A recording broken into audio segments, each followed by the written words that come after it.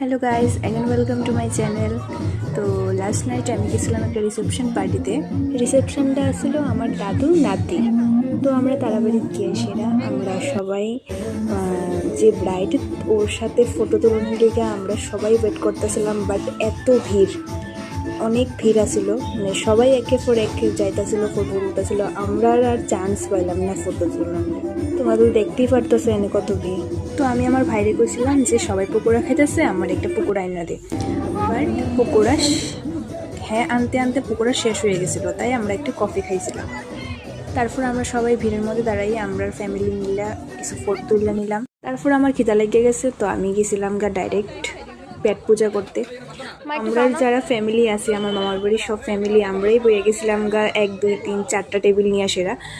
তো মানে এখানে বেশি। তো তারপরে ভাত ডাল ভাজি এগুলি দিয়া দিল।